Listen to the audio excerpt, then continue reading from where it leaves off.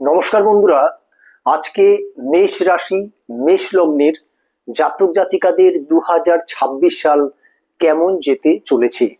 সবার ফার্স্টে একটা কথা বলি, যেহেতু 2026টা সংখ্যাতত্ত্বের বিচারে কিন্তু এটা রবির বছর, সেক্ষেত্রে এই 2026 সাল এই মেষ রাশিদের কেমন যেতে চলেছে।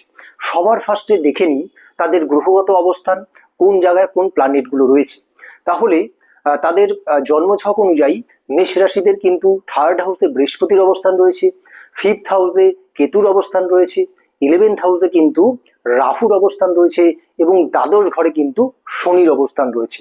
এছাড়াও মেষ রাশির কিন্তু শনির সাড়ে সাথী চলছে।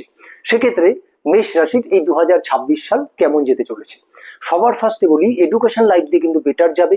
যারা এডুকেশন লাইনে রয়েছেন, পড়াশোনার দিক দিয়ে কিন্তু তাদের বেটার যাবে এবং রেজাল্টও কিন্তু ভালো হবে। এবং আরেকটা কথা বলি, সেটা হলো গৃহ নির্মাণ, নতুন কিন্তু গৃহ নির্মাণ হতে পারে যাদের মেষ রাশি মেষ লগ্নের জাতক জাতিকাদের। এবং কিন্তু ফ্ল্যাট কেনার ব্যাপারটাও কিন্তু রয়েছে, নতুন কোনো ফ্ল্যাটও কিন্তু আপনারা কিনতে পারেন।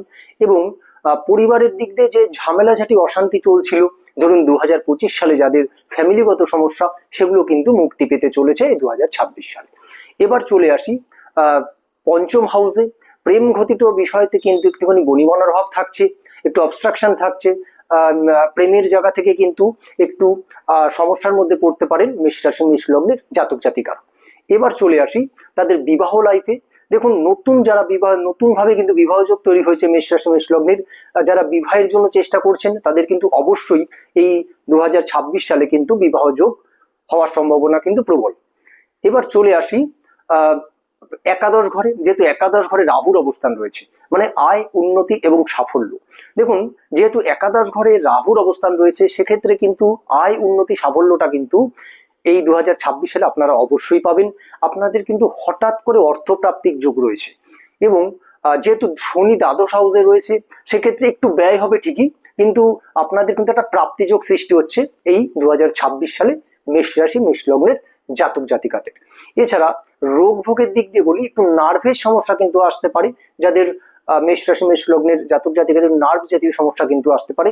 এছাড়া এই 2026 সালটা কিন্তু মেষ রাশির ভালোই যাবে।